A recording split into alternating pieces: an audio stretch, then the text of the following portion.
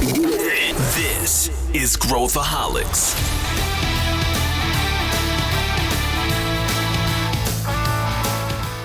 Hoje o assunto é um assunto que traz uma série de estereótipos, de conotações quando a gente fala, mas que eu acho que é super importante da gente abordar. Quando a gente fala sobre coach e sobre coaching, normalmente a gente associa alguns estigmas e a gente queria abordar isso nesse episódio e também trazer várias dicas para quem está nos ouvindo em relação a comportamento, como você pode pensar sobre o seu próprio desenvolvimento, sobre a sua carreira.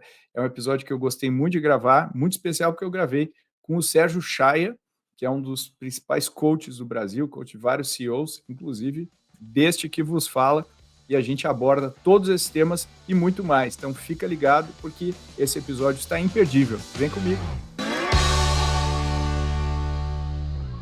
Estou aqui com o meu amigo e também o meu coach, Sérgio Chaia, que veio aqui falar com a gente no Growthaholics, e a gente vai falar sobre muitas coisas interessantes, mas eu vou deixar o Sérgio primeiro se apresentar. Sérgio, seja muito bem-vindo aqui, é muito legal. Já vou falar o backstory aqui do nosso podcast para quem está nos ouvindo, mas vou deixar você se apresentar aqui primeiro.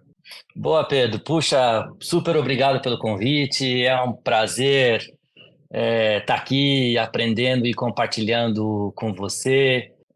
A minha história é uma história, eu diria assim, talvez diferente dos executivos tradicionais. O meu sonho mesmo nunca foi nem ser coach, nem ser CEO. Meu sonho era ser jogador de futebol. E aí, aos 13 anos, eu jogava na base do Guarani de Campinas, e aí fiquei lá dos 13 aos 15, mas aí aos 15 meu pai me convenceu a abandonar o sonho de ser jogador e ir vamos dizer assim, pros estudos, que a minha família era de classe média, ele achava que eu tinha mais oportunidades. Eu fiquei um pouco frustrado com aquilo, porque não com ele, mas comigo mesmo, porque não batalhei aí pelo meu sonho, levei essa frustração até aos 20, e aos 20 eu botei não mais um sonho, mas uma meta de ser presidente de uma multinacional antes dos 40 anos. E aí, não porque eu soubesse o que é ser presidente de multinacional, ainda mais aos 20 anos, eu não tinha a menor ideia,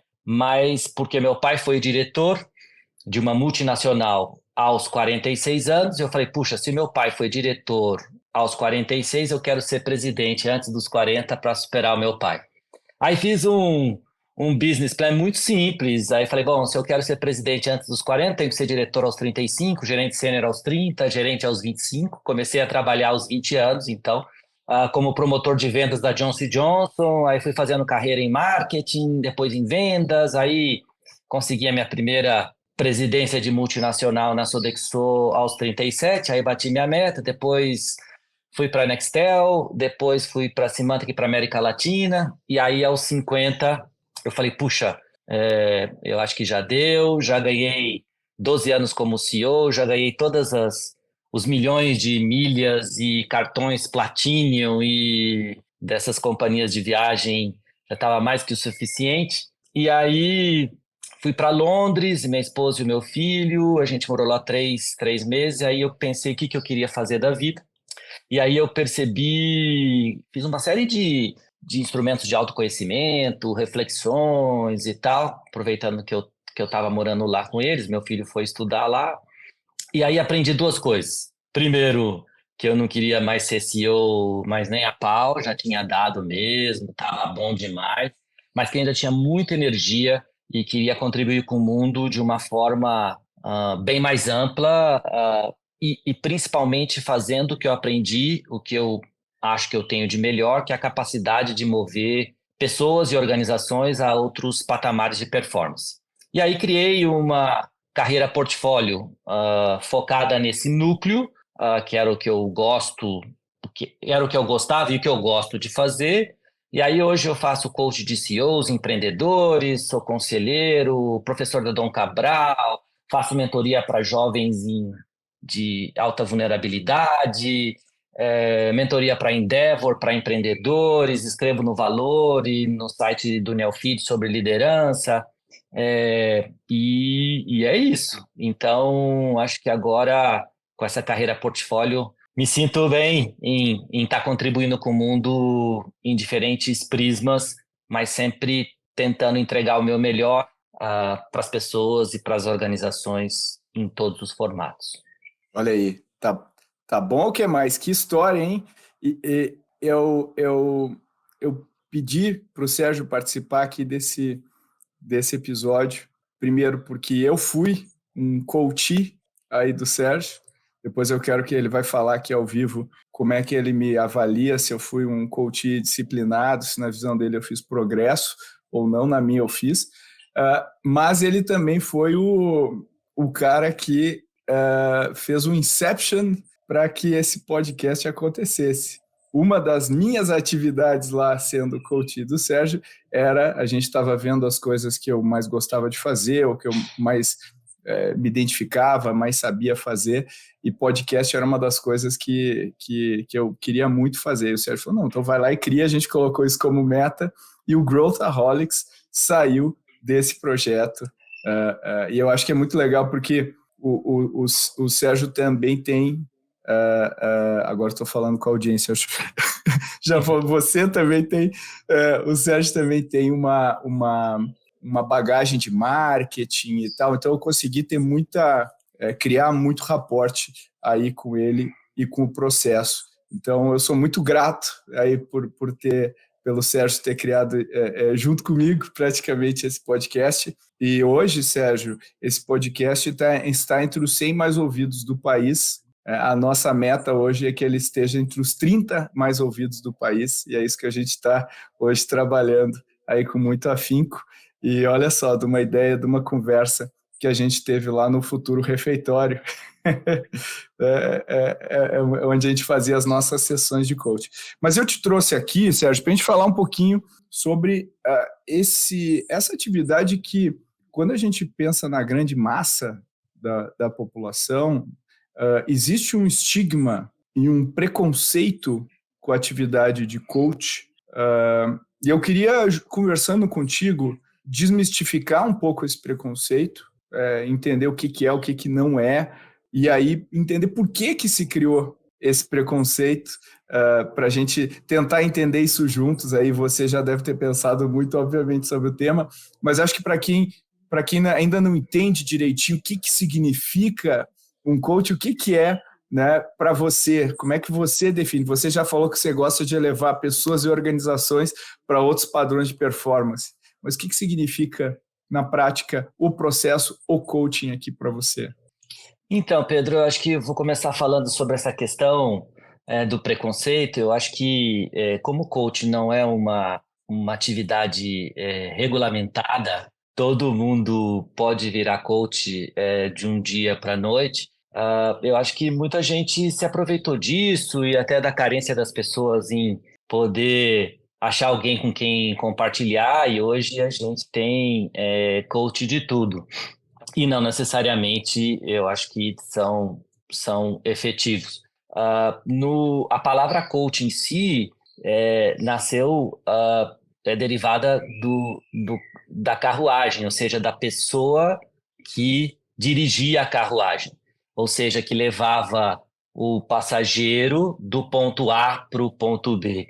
Então, o coach é aquele que leva, né? A origem disso é que leva alguém do ponto A e do ponto A para o ponto B.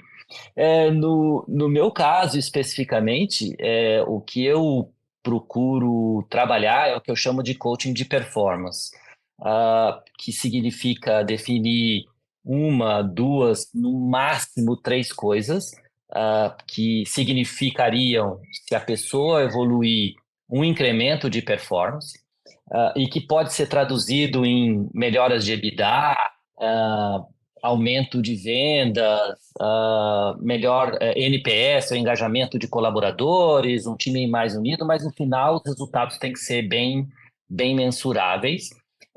E eu também trabalho muito com uma lógica que já está muito mais presente nos Estados Unidos, ainda essa lógica não chegou no Brasil, em que atletas de altíssimo rendimento têm vários coaches.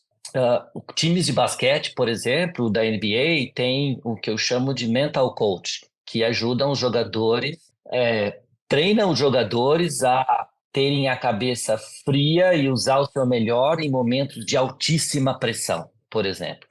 Atletas de altíssimo rendimento têm um coach físico, um coach mental. Então, assim, essa questão do coach como incremento de performance é fundamental, porque eu acredito que quem está no mundo corporativo é um atleta de alto rendimento, é um atleta corporativo. E aí existem metas, existem pressões, existem desafios, assim como o esporte de alto rendimento. Então, é super importante quem se considera um atleta corporativo investir no incremento de performance para estar sempre alcançando as suas metas, superando suas expectativas e performando melhor, porque se você continuar numa performance igual e o entorno evolui, a sua performance comparativamente vai para trás. Então, eu acredito muito nisso, e é isso que eu procuro trabalhar junto com os meus coaches que são empreendedores ou CEOs, vamos dizer assim. E Sérgio, como é que uma pessoa se torna um coach? O que precisa fazer, né? Você falou que qualquer um pode se autodenominar um coach, mas eu sempre falo com você, não, agora acabei de voltar do curso tal, você está sempre fazendo, mas supondo que eu queira me tornar um coach amanhã, o que precisa de base, não necessariamente formal, ou seja, não, mas sim, para a pessoa se capacitar efetivamente com qualidade para se tornar um coach, porque também tem muita picaretagem no mercado, tem muito curso picareta, se torna um coach. Eu acho que isso também ajuda a trazer esse estigma que a gente falou. Eu concordo. Eu acho que a primeira coisa é genuinamente ter interesse em levar as pessoas a outros patamares. Isso significa gostar de pessoas, se interessar por pessoas e se instrumentalizar para ler os motivadores ou as carências ou os triggers de cada uma dessas pessoas. Eu posso falar por mim, eu fiz vários cursos de entender a pessoa através de microexpressões, entender as pessoas através de body language, logicamente, entender as pessoas através de instrumentos de autoconhecimento. Principalmente no meu caso esses instrumentos são baseados na antroposofia, que é uma linha que eu acho super interessante sobre a lógica da vida e a caminhada da vida de cada uma das pessoas. Então, acho que o primeiro passo é gostar de pessoas e se aparelhar para entender melhor os triggers, os motivadores, os perrengues de cada uma dessas pessoas. O segundo passo, eu acho que é se estruturar numa metodologia de coaching específica. No meu caso, eu acabei fazendo o curso de coaching lá em Colômbia, nos Estados Unidos, que é considerado um dos melhores cursos de coaching do mundo. Um outro também que eu recomendo bastante é o INSEAD, na França, que tem um curso super bacana também disso. Depois fui complementando isso com leituras, cursos específicos, não de coaching em si, mas de skills que eu deveria ter para melhorar a minha performance. Mas acho que tudo tem a ver com o desejo, acredito também que o talento e com uma obsessão para ser melhor sempre. Eu, sei lá, eu olho para minha livro de cabeceira, sei lá, tem uns 3 ou 4 livros de metodologias de coaching diferentes. Talvez eu tenha lido, sei lá, nos últimos 3, 4 anos, uns 15 livros de abordagens diferentes, porque no final, Pedro, não é sobre ter uma metodologia tão específica, e que sempre é aquela que você usa. Tem um guia, tem uma estrutura. É saber escolher, né, no contexto, Isso. né? Você quase que é você tira do seu repertório de várias ideias e várias vivências e várias experiências qual é o modelo mais adequado para aquele momento, para aquela situação, para aquele coach. É sobre isso. Eu estava até casualmente, acho que faz um mês eu estava falando com... eu fiz um mestrado incompleto em psiquiatria e eu estava falando com um dos grandes psiquiatras aí que a gente tem. Eu perguntava para ele, qual a sua linha? Você gosta de psicanálise? Você é mais TCC?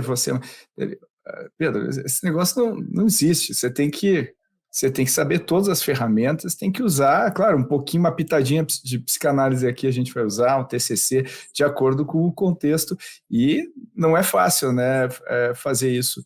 E dentro disso, Sérgio, tem uma coisa da tua bagagem.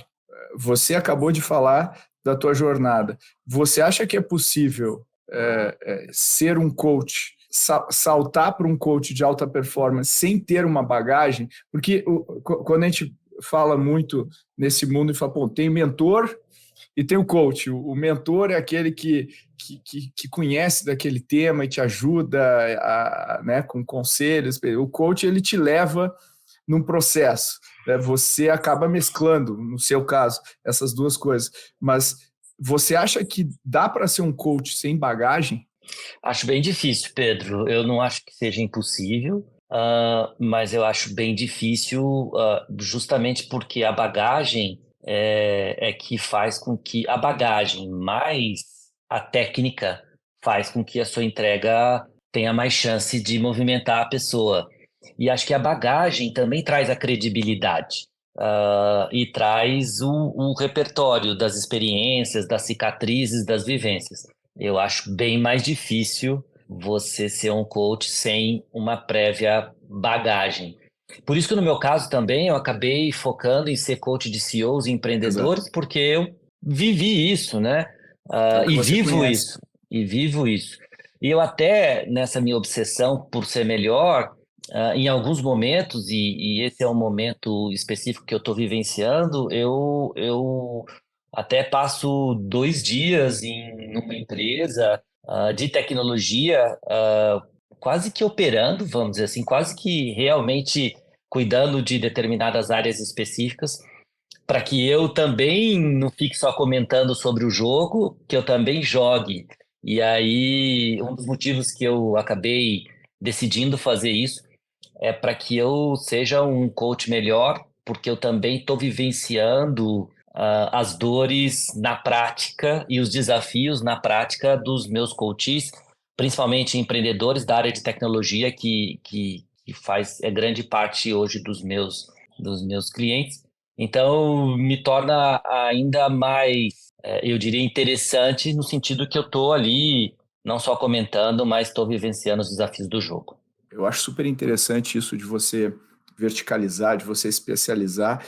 E como você interage com esse tipo de pessoa, né? Com o tipo de pessoa que tem traços de personalidade muito específicos. Eu queria te perguntar uma coisa: o que você nota de diferença entre o executivo que você dá coaching e o empreendedor que você dá coaching? Existem características comportamentais e formas de lidar com essas pessoas diferentes no seu entendimento?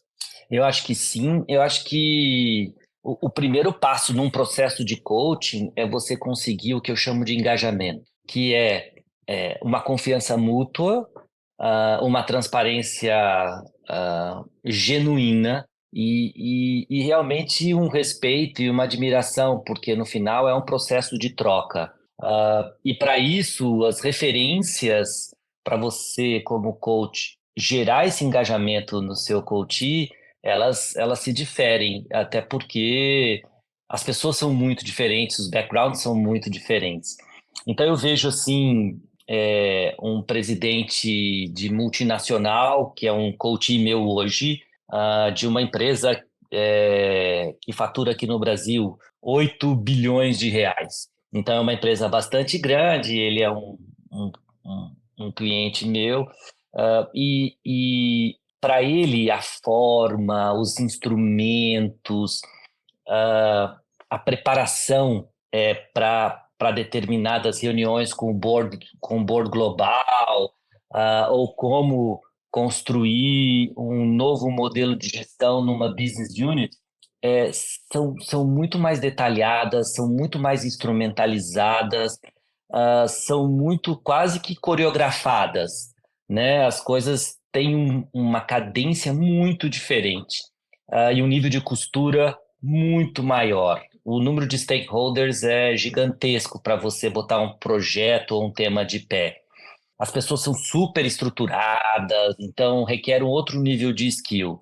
Já um empreendedor unicórnio, por exemplo, que acabou de receber um round ou que acabou de receber uma abordagem, um investimento dos fundos, e que ele sempre foi empreendedor e agora as pessoas, os fundos, os investidores pedem que ele seja mais CEO, monte time, saiba fazer gestão, aprenda a delegar, saiba preparar um pack para o conselho, e as dores, necessidades e até o ritmo é completamente diferente.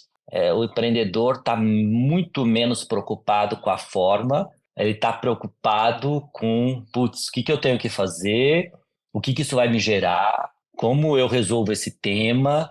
Então, a velocidade, a abordagem tem que ser muito mais direta, e ele tem que ver os resultados muito mais rapidamente, porque todo empreendedor tem um nível de ansiedade exponencial. Você que conhece tantos empreendedores, acho que concorda comigo. Então, se você ficar ali muito ensaboando ou deixando a coisa tão redondinha, mata no ninho, porque o cara quer resolver a vida dele no aqui e no agora. Então, são perfis bem diferentes. Olha que interessante. E aí a gente vê, né, muitas vezes quando a startup contrata um executivo com esse perfil, esse executivo não se adapta na estrutura da startup e, por exemplo, quando muitas vezes existe um M&A, uma aquisição de uma startup para dentro de uma corporação, existe muita dificuldade de manter o empreendedor motivado, porque ele passa a ter que fazer esses bioalinhamentos e tal, e ele não tem esse perfil, né? Você observa isso na prática? Completamente. E a coisa super interessante, Pedro, assim, é que quando os fundos investem numa determinada empresa, aí o caixa aumenta, a primeira coisa, não, você tem que montar um grande time. Isso. E aí eles vão buscar pessoas que têm ótimos skills, ótimas histórias, ótimas referências e um nível de educação altíssimo, mas eles não têm a cultura, o jeito e até a humildade para reconhecer aprendizados e maneiras de se tornar relevante nesse ambiente dos empreendedores. E os próprios empreendedores também não são preparados para lidar com essas pessoas. Então, eles trazem pelo currículo, mas aí não sabe fazer a gestão, não tem paciência, aí delega, que eu chamo, não é delega, delarga, vamos dizer assim, aí a coisa não sai do jeito que ele gostaria, aí ele vai lá, faz um micromanagement, destrói o cara, ou a pessoa, e assim, o turnover é gigantesco. Então, acho que os dois lados deveriam se preparar muito mais antes de fazer um match nesse processo. Numa empresa que eu ajudo, esse turnover foi tão grande que decidiu-se criar o que eles chamam de comitê de cultura. Então, o que significa isso? O cara já passou, o candidata já passou por todas as entrevistas técnicas, já foi validado, mas antes de fazer a proposta formal, 4 ou 5 pessoas que conhecem muito essa organização, que estão lá há bastante tempo e tal, entrevistam esse candidato ou essa candidata para entender se vai ter um fit cultural, se tem sentido. E algumas vezes já aconteceu, eu já participei disso, de que um candidato fantástico ou uma candidata fantástica acaba não indo para frente porque as pessoas percebem que culturalmente não vai dar certo. Eu tive agora um caso bem recente de um vice-presidente numa empresa de serviço que veio de uma das empresas mais admiradas do Brasil, do mundo, e como candidato para uma determinada posição. E aí, culturalmente, se percebeu que, apesar de todos os skills, de todos os ativos, não ia dar certo. E então se decidiu não ir para frente nessa contratação. Que é uma decisão sábia, porque a gente sabe o que vai acontecer. Eu vejo muito, eu já tive experiências onde eu convivi de perto, né, com, por exemplo, colocando executivos para rodar a executiva vai lá e faz um plano super elaborado e detalhado, demora um mês lá e faz um super plano, apresenta um plano, o empreendedor fala, uau, que maravilha, né? Que maravilha. Aí agora vamos executar. E aí a pessoa começa a ter dificuldades de executar no contexto mais dinâmico da startup. Eu acho que também tem isso que você sabe muito bem como você tem muita gente para fazer muita coisa para você quando você está no mundo corporativo, tem uma pessoa que vai preparar sua apresentação, outra que vai fazer aquilo, outra... Então, bom, cadê minha ajuda? Não, é você que vai fazer. E eu acho que muitas vezes tem esse clash aí de cultura entre os dois mundos, né? E muito acontece, Pedro, de que essas pessoas que vêm do mundo corporativo tradicional, além de ter muito mais estrutura, o pace é muito diferente. É diferente. Então, é muito diferente. As coisas são muito mais previsíveis. O planejamento estratégico dura 3 meses e daí, no final, a empresa vai crescer 7% ao ano, sabe? Uma coisa assim.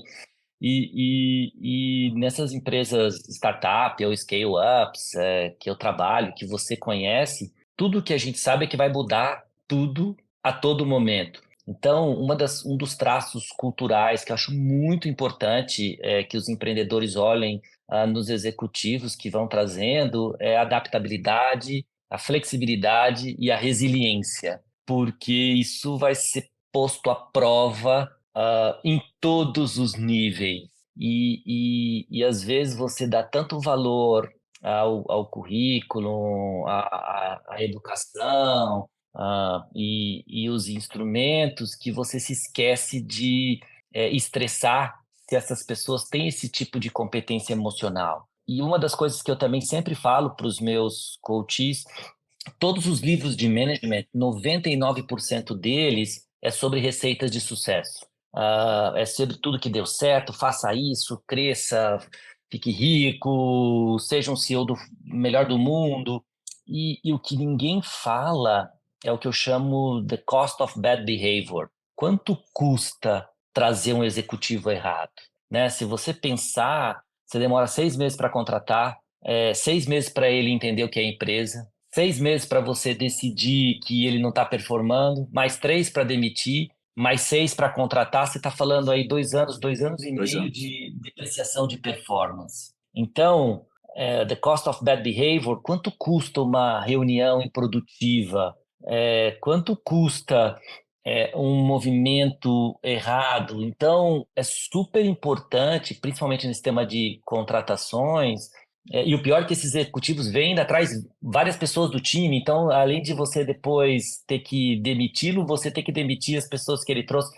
Assim, é gigantesco, né? Então, prestar bastante atenção nisso, mensurar isso, criar uma metodologia para tentar mapear se quem está vindo tem essas competências emocionais é fundamental, porque não é sobre só experiência ou currículo, é sobre saber navegar num mundo muito diferente.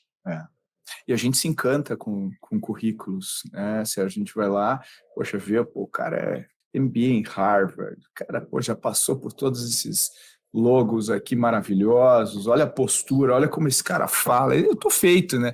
Meus problemas estão resolvidos, amanhã virei a chave, né? Tô no outro negócio, e quando a gente vai ver, o cara vai apanhar, vai ter problemas, vai ter dificuldades, e você não tem ferramental, muitas vezes, ainda para lidar com isso, para saber o que espera, fazer o soft landing profissional, para garantir que ele se insira ou ela se insira aí no contexto. Agora, Sérgio, você fala com muitos empreendedores, você mentora muitos empreendedores e você já falou algumas características aqui, mas eu queria bater contigo agora, porque eu também queria compartilhar. Quais os pecados mais comuns que você vê na liderança dos empreendedores?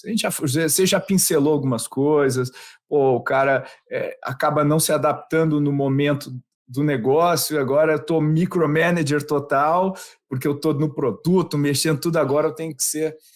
E às vezes tem comportamentos extremos, né? A gente fala, não, aquele livro de negócio, você fala, bom, você precisa delegar, é fundamental delegar. Só que no início da startup você não deve, Nunca não fez, consegue. claro. Você não consegue delegar porque você tem que são 3 pessoas no time, você vai fazer tudo, e aí a coisa vai mudando, e aí o cara tem que aprender a delegar e tudo mais. Mas se a gente fosse fazer um reconhecimento de padrões, que até para quem está nos ouvindo, fazer uma autoanálise, tem muito empreendedor aqui que ouve o Growthaholics. Quais são os pecados mais comuns que você identifica? Olha, Pedro, eu vou falar um que pode até ser super polêmico, mas eu falo isso direto aí para os meus coaches, que é o empreendedor que quer virar CEO. E eu falo para ele, não tente, porque você não vai ser o melhor CEO para sua empresa. Procure ser o melhor Pedro, o melhor Paulo, a melhor Raquel. Não tente ser o melhor CEO. Porque se você quer um fantástico CEO, contrate um, mas não tente ser. Agora, tente ser o melhor empreendedor que você pode ser. Isso dá um certo alívio, e aí acho que o que eu procuro trabalhar com eles é invista muita energia em potencializar suas fortalezas. Leve o que você faz muito bem a um outro patamar. Então, a maioria dos empreendedores são super visionários. Então, como você leva essa sua visão, enriquece ela e comunica ela para toda a organização de maneiras muito melhores? A segunda coisa, tá bom, então eu não vou ser CEO, o que eu faço? Eu só falo para ele, puxa, terceiriza suas fraquezas. Então, se você não gosta de gestão, não gosta de rotina, não gosta de detalhe, que é a maioria dos empreendedores, né, passa por isso, ou contrate um COO, ou tenha um Chief of Staff que te ajuda, ou terceirize isso, dependendo do tamanho da sua empresa, em alguém do seu time que seja mais detalhista e pede para ele fazer o follow-up, ser um PMO dos grandes projetos. Então, fique terceirizando as suas fraquezas na fortaleza de outras pessoas. Porque aí, ao invés de você querer ser bom em tudo, você tem o melhor de tudo. O seu melhor, levando a um outro patamar, e naquilo que você não é bom, entrega para pessoas que façam isso muito melhor que você. E aí a soma dessas duas coisas faz com que a sua empresa performe melhor. Para isso, você tem que ter humildade para reconhecer que você não deve nem pode ser bom em tudo. E segundo, ter a capacidade de tirar o melhor das pessoas. Eu sempre falo que o grande desafio do empreendedor, quando a empresa dele vira uma scale-up, na maioria das empresas que eu trabalho, são de tecnologia, de SaaS, serviços e tal. E aí, quando eu olho o P&L, 80% do P&L é o custo das pessoas. Né, devs, diretores, gerentes, o que for. E aí, a pergunta que eu faço a esses empreendedores / CEOs dessas empresas é: você tira o melhor dessas pessoas para elas, para você e para a empresa? E, infelizmente, a grande maioria das respostas, eles mesmos entendem que não. Então, como o seu job, a sua missão é ter a visão e fazer com que esse grupo de pessoas leve junto com você a organização a tangibilizar essa visão através da ação. Para isso, você tem que canalizar a sua energia em tirar o melhor dessas pessoas. Porque senão você está fazendo um super investimento e não está tendo o retorno adequado. Então, como você customiza isso? Como você remunera emocionalmente essas pessoas? Como você faz com que elas entreguem o melhor delas para você, para a empresa e também para elas? Acho que essa é a arte, vamos dizer assim, e que o empreendedor presta muito pouca atenção. Ele acha que contratou o novo CFO, o novo CMO, o CRO, já está tudo resolvido. Agora a empresa automaticamente cresce 50, 60, triple digit, vamos dizer assim. E aí que começa um novo jogo. E ele não dedica a esse novo jogo e, consequentemente, a gente vê aí grandes desafios que as empresas e as pessoas e os empreendedores passam. Eu acho que tem muito isso, né, Sérgio, do ambiente altamente dinâmico de uma startup. Quando muda o teu contexto, vai imaginar, pô, se é uma startup fatura 50 mil reais por mês, você vai ter uma configuração. Você vai partir para 250 mil, sua configuração vai mudar um pouco. Agora você vai para 2, 3 milhões por mês, é outro negócio, é outra empresa, né, basicamente. E eu acho que os empreendedores têm muita dificuldade, muitas vezes, de entender e reacessar, né, redesenhar o seu papel nesse contexto. E eu vejo muito, não sei se você observa, o comportamento extremo. Ou seja, não, eu pego tudo, não deixo nada, olho tudo, super-herói, não durmo, papapá, papapá. Aí chega uma hora que não dá mais, você não tem como, é humanamente impossível fazer isso. Então, aí vem um conselho, não, você precisa, aquela palavra, profissionalizar a sua gestão, né? Que já me dá um pouco de calafrio quando eu vejo isso, me lembra assim, aqueles negócios de parece que tu extrai a alma da empresa, né, dos fundadores, o espírito da empresa quando isso acontece. E aí daí acontece isso que você falou, traz um CMO da ex-Google, um não sei o que, ex-não sei o que, um não sei o que, ex-não sei o que, deixa agora a coisa vai. E aí o que acontece? Quase que invariavelmente a coisa não vai. A coisa vai para trás, vai para trás. Vai para trás. Peraí, olha só, eu tenho todos os ingredientes, comprei todos os ingredientes de qualidade, né? O melhor tomate, melhor tudo. Por que a minha comida fica com gosto ruim ainda? E você, como chefe, não está sabendo utilizar os ingredientes da melhor maneira. E aí o que vem é, não, então isso não funciona. Então, o que eu vou fazer agora? Eu vou retomar agora as rédeas da companhia e agora vai... Então, essa coisa meio pendular que eu acho que acaba destruindo um pouco de valor. Você vê isso no dia a dia, essa coisa, agora eu vou pegar de volta. Não, eu vejo e uma boa parte dos empreendedores que me contratam é sobre isso. Como eu faço uma melhor gestão do time. E aí, às vezes, os conselhos dessas empresas também me chamam, puxa, ajuda esse empreendedor a saber gerenciar esse novo time, porque ao invés de ir para frente, a gente está indo para trás. Porque quando ele volta, Pedro, ele volta com uma voracidade, vamos dizer, quase com uma raiva enrustida, entendeu? Em que ele quer mandar tudo, decidir tudo, e aí ele vai deixando essas pessoas que vieram tão grandes, cada vez mais pequenininhas, cada vez mais acuadas, cada vez, vamos dizer assim, mais com medo de se posicionar, e aí é o pior dos mundos, né? Porque nem ele tira o melhor das pessoas, nem as pessoas entregam o melhor, e o resultado é uma consequência disso tudo. Então, eu acho que os empreendedores, quando vão contratar esses medalhões, assim, né, chamados medalhões, eles talvez queiram trazer ou preencher temas que eles não tiveram, seja pelas escolas, pelas vivências, né? Então, às vezes, eles até apreciam tanto o outro, e se também depreciam, e depois, quando não dão certo, depreciam tanto o outro e se apreciam. Mas eu sempre falo para eles, se esses caras fossem tudo isso, eles teriam feito essa empresa que você fez. Então, você tem muito valor. Agora, para você levar essa empresa a um outro lugar, como você tira o melhor valor deles? Mas não fique pequenininho achando que eles são a solução do seu problema, e depois não fique grandão achando que você é a solução dos problemas deles. É esse caminho do meio, sabe? De você genuinamente entender quais são os desafios para cada estágio da empresa e se preparar para eles. Eu acho que você pegou uma dor boa ali que é, poxa, eu nunca teria sido contratado pelo Google, eu nunca teria conseguido fazer um MBA em Harvard, agora vem esse cara, e aí no começo é uma lua de mel, uau, agora eu consigo trazer um cara desse, e depois esses caras aí é tudo um engodo, né? Não funciona, eu que sei fazer, e não é nem um nem outro, o que eles têm que eu posso usar para fazer o meu propósito, a minha visão acontecer mais rápido, com mais qualidade e tudo mais. E outro elemento, Sérgio, que é muito comum também os guias. Todo mundo tem milhares de manuais de como fazer as coisas.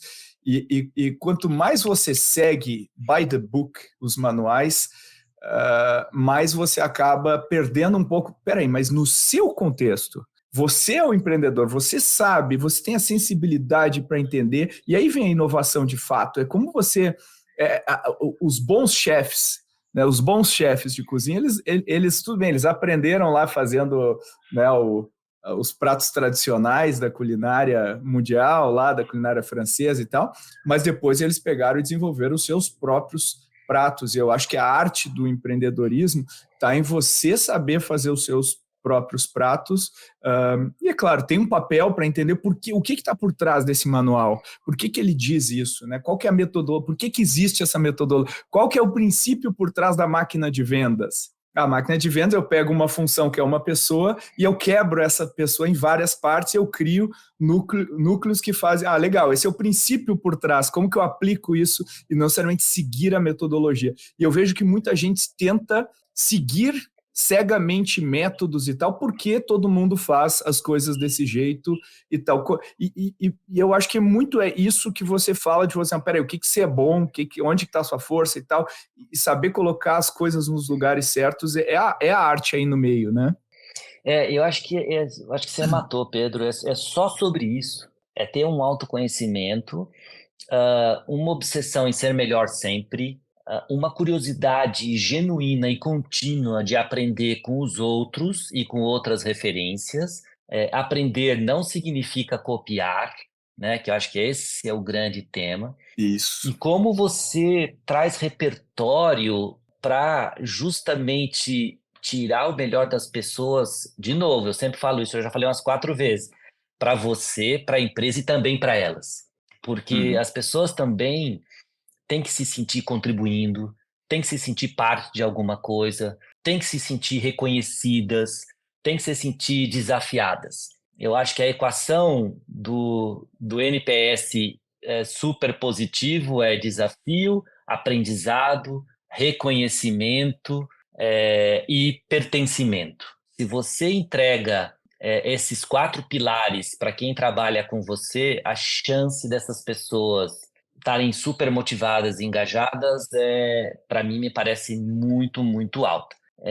Mas não é 1 ou 2, tem que entregar os 4. E acho que os empreendedores, às vezes, eles entregam 2 dessa equação, mas não necessariamente o reconhecimento, não necessariamente o tema do aprendizado. Então, desses 4, eles acabam entregando 2 e acham que está mais do que o suficiente. Não, eu acho que para você tirar o melhor, você tem que entregar esses 4 pilares. Vamos recuperar esses 4 aqui de novo, então, que eu acho que é poderoso isso aqui para quem está nos ouvindo. Vamos pegar um a um e dar 1 ou 2 dicas para você como empreendedor, o que você pode fazer para extrair o melhor desse pilar, que eu acho que tem coisa muito valiosa aí no que você está falando. Então, vamos lá. O primeiro deles, vamos começar com um senso de pertencimento, né? Essas pessoas que trabalham para você como empreendedor querem e necessitam pertencer e deixar a sua marca, a sua digital. Então, não adianta contratar alguém super top e não dar espaço para ele contribuir de uma maneira autoral no desenvolvimento da sua empresa. É muito, vamos dizer assim, importante. Às vezes a gente contrata um super jogador e bota o cara no banco, ou bota o cara de zagueiro, contrata o centroavante e tira ele porque não marcou gol nos primeiros 2 segundos e bota ele para jogar de zagueiro. E aí o cara, você tira o pior da pessoa e não o melhor. Então, assim, dá espaço para que essas pessoas que vêm, principalmente desse mundo corporativo mais estruturado, o que eles sentem falta é isso, porque esse mundo tem tantos stakeholders, são tantas estruturas, é tão matricial, que eles sentem falta de deixar digital deles em alguma coisa, Uhum. impactar. Então, acho que é fundamental você, como empreendedor, até para tirar o melhor delas, deixar um espaço e que eles, que quem trabalha com você, se sinta genuinamente pertencendo, impactando a organização. Então, acho que esse é um Perfeito. ponto número Então, um. primeiro, pertencimento. Pertencimento. O segundo é desafio. As pessoas de altíssimo potencial precisam e devem ser desafiadas. Por quê? Para você genuinamente continuar tirando o melhor dessas pessoas. E isso significa tirar elas da zona de conforto. E às vezes você tira um pouco na dor, tira um pouco no amor, tira um pouco no empurrão, tira um pouco em puxar, mas assim, fazer com que essas pessoas se sintam desconfortáveis no bom sentido através dos desafios, e você pode fazer isso de uma maneira motivadora. Puxa, Pedro, um cara como você pode entregar mais. Uma pessoa como você, eu posso esperar mais. Eu tenho certeza que você, nessa nova posição, você vai ajudar muito, vai me ajudar muito. Estabelecendo essa relação pessoal, sabe, do empreendedor com quem trabalha Uhum. com ele, é muito importante através desse desafio constante. Então, acho que o segundo Desafio. pilar aí é o desafio, que às vezes significa tirar a pessoa da zona de conforto. O terceiro é senso de aprendizado. Essas melhores pessoas precisam enxergar que estão aprendendo. E você aprende sobre várias formas. Você aprende fazendo, você aprende observando, você aprende impactando, você aprende se desenvolvendo em novas competências. Então, ter certeza que essas pessoas, você está propiciando espaço de aprendizado. Pode ser numa vivência, pode ser numa mentoria, pode ser num novo desafio, pode ser jogando ela em squads não usuais. Essa pessoa vai sentir que está aprendendo e, consequentemente, fala: puxa, aqui eu estou aprendendo, então vale a pena estar aqui. E o último é o que eu chamo de agradecimento e reconhecimento. E eu acho que um dos grandes pecados dos empreendedores, eles fazem justamente ao contrário que depois eu falo para eles. Eles dão bronca em público e elogiam no privado. E é Clássico. justamente ao contrário que eles têm que fazer. Eles têm que dar bronca no privado e elogiar em público. E essa questão do reconhecimento e do agradecimento e da celebração é muito importante. As pessoas são carentes, o ser humano é carente. Todos nós somos carentes em maior ou menor grau. Então, o empreendedor que tem a capacidade de enxergar um determinado momento e fazer um reconhecimento genuíno para um colaborador, isso tem um efeito de booster de energia, de motivação, de engajamento brutal.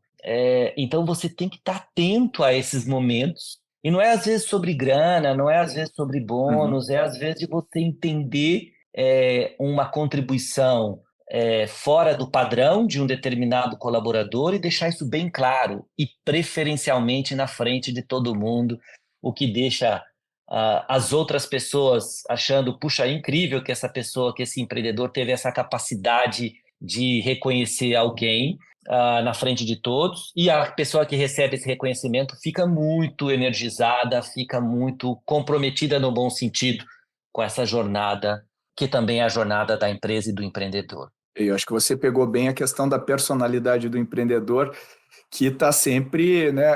O empreendedor é uma pessoa que realiza, que tem padrões de exigência próprios muito altos, uma barra pessoal muito alta. E quando ela vê uma pessoa, às vezes, fazendo um trabalho que poderia ser considerado até acima da média, ele aplica a sua própria régua e fala, não, isso aqui eu faço com a mão nas costas.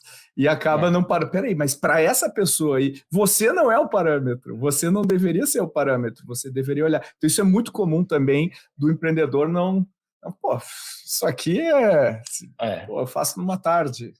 Tem acho que duas coisas também sobre isso, só para elaborar um pouco mais, que eu acho que você trouxe um ponto super legal, Pedro, é que o empreendedor, ele tem também um pecado que é o que eu chamo de winning too much. Ele quer ganhar tudo. Ele quer sempre ter a última, vamos dizer a palavra. Às vezes assim, eu falo para eles, deixa alguém do seu time ganhar, sabe? Às vezes você tá até vendo que a pessoa pode, você não concorda, mas deixa a pessoa ganhar. E olha, você quer impactar mais ainda? Fala para ele assim, olha, eu penso diferente de você, mas vou confiar em você. Vou deixar você ganhar essa.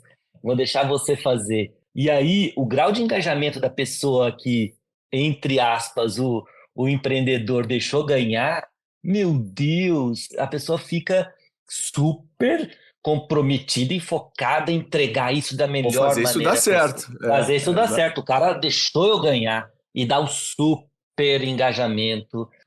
E acho que o empreendedor, ele quer estar certo em tudo. Às vezes ele até está certo em 90% das coisas, mas, meu, deixa em algumas coisas que não são tão vida ou morte a pessoa ganhar, né? Ou alguém do time. Isso é muito importante. E eles não fazem isso porque querem, sabe, ganhar todas e tá sempre no dar a DNA, última palavra, tá no DNA.